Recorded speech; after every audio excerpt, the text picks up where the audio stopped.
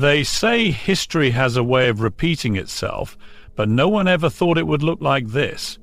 For 77 years, Gaza has been seen as the symbol of pain, broken homes, and quieted screams.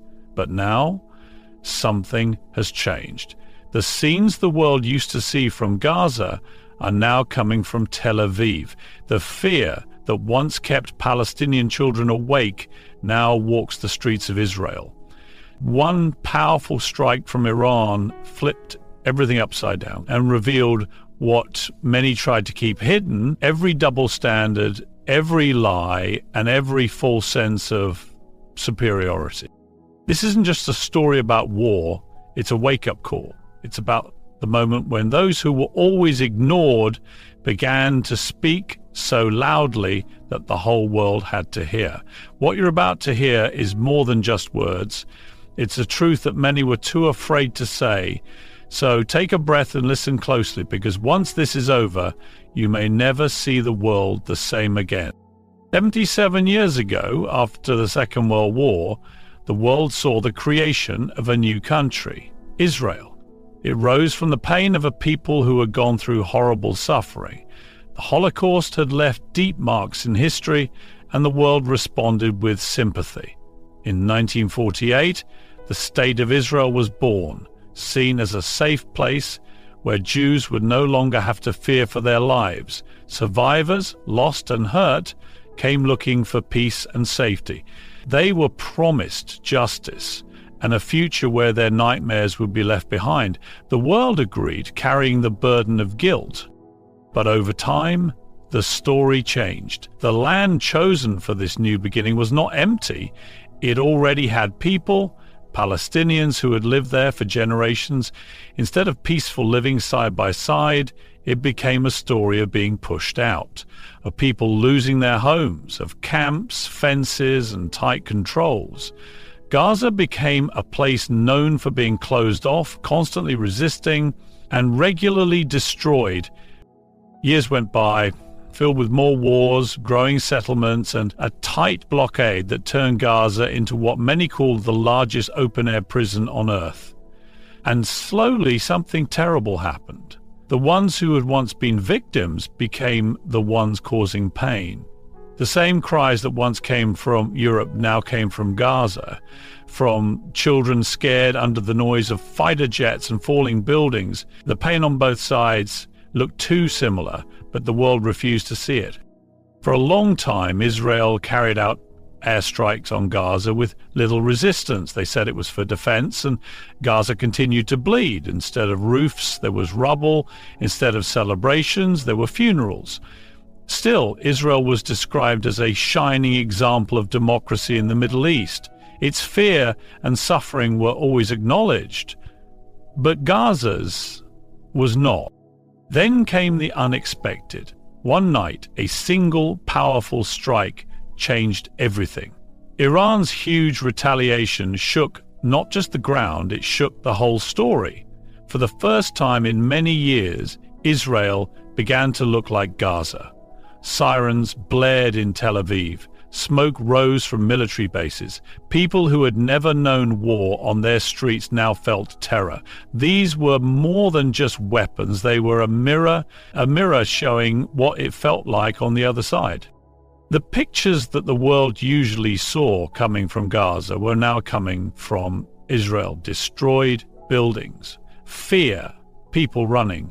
This wasn't just a coincidence, it was history circling back on itself. The ones who had been shouting for help had finally been noticed. The walls between the ones who suffer and the ones who ignore began to fade. This wasn't a celebration of destruction, it was a moment of deep understanding.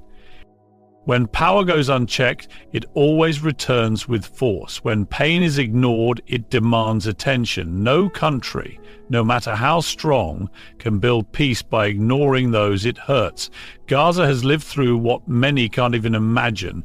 Locked in, bombed and shattered. Its roads aren't just paths, they're painful reminders. Children grow up knowing the sound of drones more than they know laughter. They learn to hide when the power goes out. You will fall asleep to distant explosions. Every few years, a new war. Every few years, more destruction. Hospitals barely work. Electricity comes and goes. The sea is polluted. Even the sky doesn't belong to them. Gaza has become a symbol not of thriving, but of surviving in the face of constant death. And still, its people refuse to lose hope. For years, Gaza cried out while the world stayed silent or only whispered sympathy. But recently, something changed. For the first time, the pain that was always trapped inside Gaza's borders seemed to spill out. When Iran fired its powerful strike at Israel, the mask was removed. Sirens in Tel Aviv, explosions over Haifa, it all looked far too familiar. The smoke trails, the destroyed homes, the fear in the streets. It was Gaza, but this time in reverse. Israel, often seen as the side doing the striking, was now under attack. This changed more than just facts on the ground. It changed how people thought. Israelis who had lived without fear for so long were suddenly seeing what Gazans face every day. The fear, the confusion, the helplessness. It was all real now.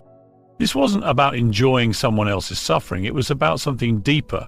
It was about forcing the world to feel, to understand through shared pain. For years, Gaza's cries were ignored. But when Israel started to feel the same fear, the silence began to break. The line between them and us became blurry. The sirens sounded the same. The images looked too close. People who had once dismissed Gaza's pain began to ask, is this what they go through every day? For the first time, a reflection appeared, a small moment of recognition. What does occupation, siege, and constant bombing feel like? Now they had a glimpse. This wasn't just about soldiers or weapons, it was about people. For so long, Israel had been the dominant side, protected by strong defense systems and foreign support. But now even that protection had cracks. And through those cracks, the truth started to come out. Gaza is not just a headline, its suffering is real. And no amount of power can protect anyone forever from the effects of injustice. When Israel looked like Gaza, it was no longer just politics, it was a deep realization. A message that the difference between the one who hurts and the one who is hurt can disappear in an instant. The night Iran struck, everything changed.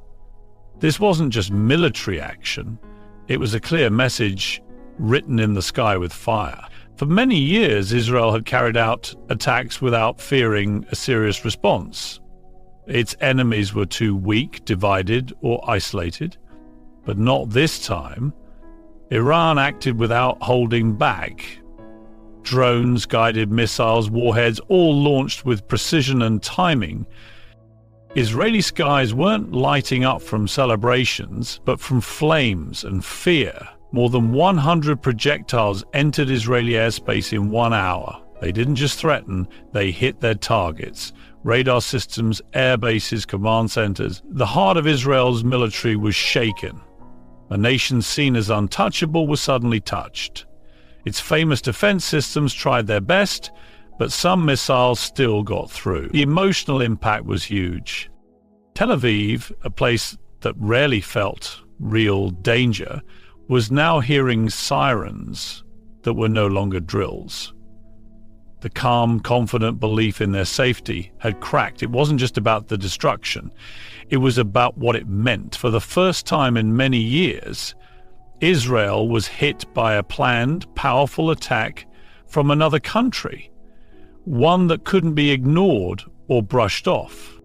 This wasn't a random rocket from a small group. It was a state sending a loud message. The region has changed. The strike didn't come from nowhere.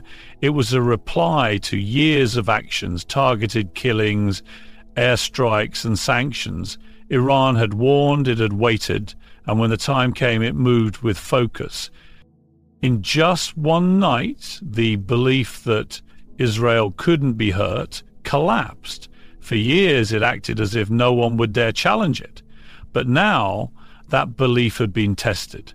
The balance had shifted. Israel was no longer setting the pace, it was reacting. That changed everything. Leaders scrambled, the world watched. Even the West, usually quick to blame others, hesitated. This wasn't just a clash with a small group, it was one country standing up to another with strength. The military part was only one piece. The bigger change was in people's minds. Millions who had only seen Gaza under fire now saw Israel looking just as unsafe.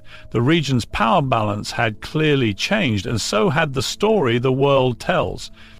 One strike did what years of meetings and speeches couldn't. It forced the world to admit the truth. The old way of doing things is over. The days of unchecked power are ending. It's no longer about whether Israel can be touched. It's about how it will act now that it has been. And that question has already started writing the next chapter. When Gaza is bombed, the world barely reacts. They issue statements, offer sympathy, and move on. Again and again, homes are turned to dust, families gone in moments, and yet the headlines stay cold, distant, or worse, silent. The global community watches but rarely steps in. The United Nations calls for peace. Western countries say they are concerned, but nothing ever really changes. Gaza stays locked in. No clean water, no freedom to move, always under threat. It has become normal. Palestinian suffering, especially in Gaza, has been pushed aside and made less human. Children grow up afraid, mothers bury sons, fathers can't protect their families, and the world acts like this is just how things are. The double standard is so obvious that many no longer even see it. But when the situation flipped, when Israel was hit hard, the world's reaction changed immediately. The shift in tone was impossible to ignore. Suddenly, the way the media spoke changed. The same news outlets that were once silent about Gaza's suffering suddenly found new words to describe grief. Headlines shouted about the pain in Israel. Leaders around the globe strongly condemned the attacks on Tel Aviv and Haifa, calling them acts of terror. Emergency meetings were held. Pledges of support were made and statements of unity poured in. The same world that had stayed quiet about Gaza now loudly cried out for Israel. It wasn't only the reaction that stood out, it was the lack of balance in how people cared. It showed that some lives seemed to matter more than others. One side's fear became a global crisis, while the other's pain was seen as sad but somehow normal. This double standard has always existed, but the Iranian response made it clearer than ever. For years, Palestinians have asked, when will our suffering be taken seriously? When will our children be mourned the same way? The strike didn't only show that Israel could be hit, it revealed how the world chooses when to care. It raised difficult questions. Why is resistance from an occupied people labeled as terrorism, but military actions by a nuclear-armed country called self-defense? Why is there international mourning for one side and endless excuses for the suffering of the other? Why does one attack spark outrage while years of destruction barely raise a whisper? This moment tore away the mask. It proved that justice in this world isn't blind. It sees through eyes shaped by politics, alliances, and prejudice. When Israel looked like Gaza, the world didn't know how to respond. People were used to seeing Palestinians under broken buildings, not Israelis running for safety. But in that confusion, something meaningful started to happen. People began to question what they had blindly accepted for so long. The hypocrisy was no longer hidden, it was exposed, undeniable, and deeply disturbing.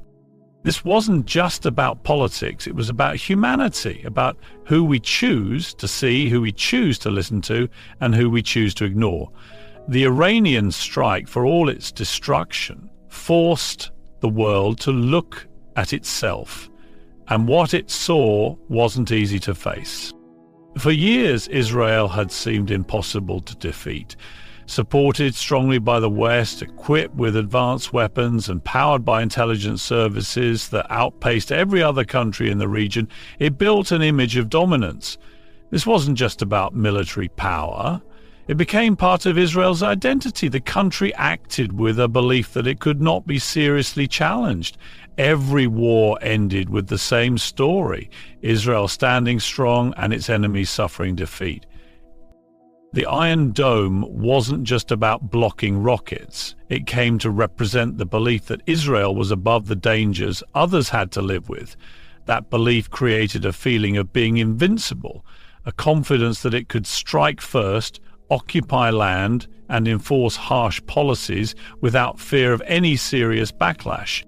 But when Iran carried out its highly coordinated strike, that feeling of invincibility cracked. The story changed. Israel was no longer in control. It was on the defensive, rushing to respond, facing a new reality it thought only others would face. The image of a nation that could never be shaken began to fade as missiles broke through its defenses and drones confused its systems.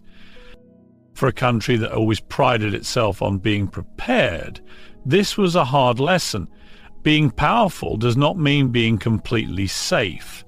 Military advantage isn't the same as being untouchable. In just one night, the idea that Israel could never be hit was broken. Iran's strike was large and well planned. It proved that even the most protected countries have weak spots. And that fear didn't just reach civilians, it spread among leaders, analysts and planners. The fear that Israel once used to control others was now entering its own borders. The videos of people running, of shelters packed with frightened families and emergency teams struggling to keep up, looked eerily similar to what the world had seen for years in Gaza and Lebanon.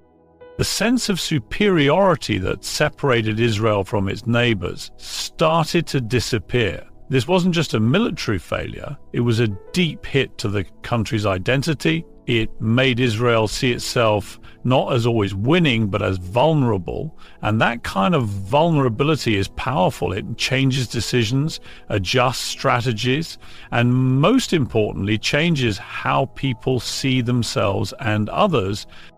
The question shifted. It was no longer just about how powerful Israel was, but whether it was ready to face a force that could match it. And outside Israel, the world watched closely. Those who had long suffered under Israeli attacks felt something change. There was a sense of balance, however brief, a reminder that power has limits and even the strongest can be shaken. The psychological effect of this moment spread through the region. It showed that arrogance built on unchecked power can fall apart quickly. This strike wasn't just aimed at military targets, it hit Israel's pride. And that loss of confidence marked the beginning of a new chapter, one where power must be proven, not assumed, and where the oppressed aren't the only ones who feel fear. Sometimes history reaches moments that go beyond politics, beyond war, and beyond borders. These moments speak to the soul of humanity. The Iranian strike wasn't just about strategy. It carried a deeper spiritual message that many people felt deeply. Years people have watched injustice across the Middle East. They've seen children buried under debris, families broken apart by occupation, and generations grow up without knowing peace. They've seen the unfairness, the silence, and the excuses made to cover it all up. But even in that darkness, many held on to one belief: that oppression, no matter how strong, does not last forever. That justice might be delayed, but it never disappears. What happened that night was a painful reminder that every tyrant meets their end, not because of armies or leaders, but because of a force much greater. The Quran reminds us that the cries of the oppressed are never ignored. When injustice becomes routine, it is not forgotten. Even if the world turns away, the heavens do not. And for those who have lived with heartbreak for generations in Gaza, in the West Bank, in refugee camps and in exile, this felt like a moment that meant something, a whisper that said your voices have reached where they were meant to. Now, this wasn't just revenge, it was a moment of truth. It tore down the lie that tyranny lasts forever. It reminded the world that no country, no army, and no alliance is above facing the results of its actions. That power used to harm others will one day be answered for, maybe not by diplomats, but by something far more unstoppable. People often find spiritual clarity through pain. And for many, this was one of those moments. People started to look again at what they had accepted as unchangeable. They asked who decides what's right and wrong, and who suffers when those decisions are made. The belief that some lives are always meant to suffer while others are protected began to fall apart.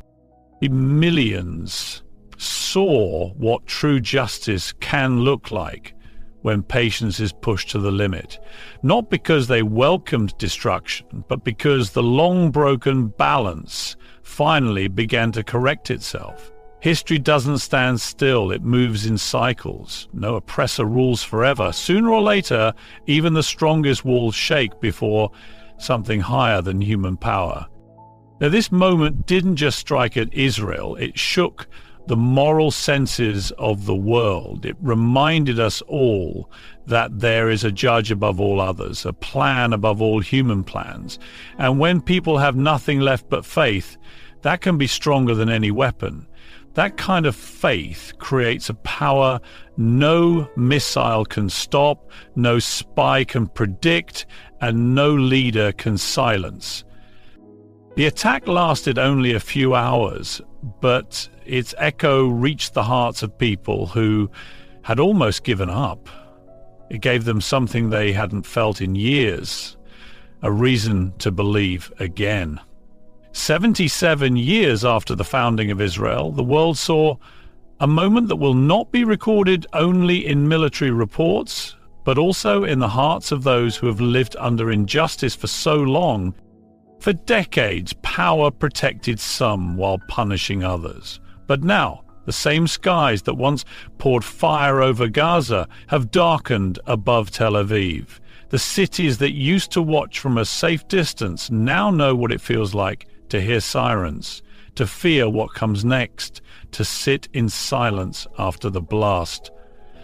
One strike from Iran didn't just hit buildings, it hit a belief system. The belief that being powerful means being right. The idea that some people's lives are more important than others. And by doing that, it shifted something much bigger. Not just power, but how people think, how they feel, how they remember. This isn't about praising violence. It's about recognizing that when justice is ignored for too long, it finds a way to speak again. It's about realizing that staying silent in the face of suffering is no longer okay. The world has changed, the oppressed have spoken, and their message is clear. Even in ruins, the truth rises. What was once hidden behind news reports is now clear in the flames of reality. Palestine is no longer alone, and those who thought they could build peace on the pain of others must now face what comes from that choice. To everyone listening, thank you for joining us in this moment. May your eyes stay open, your heart stay fair, and your voice never stay quiet when others are in pain. Hold on to this truth with strength and let justice guide all that you do. Never forget, the strongest weapon in this world is a soul awakened by truth.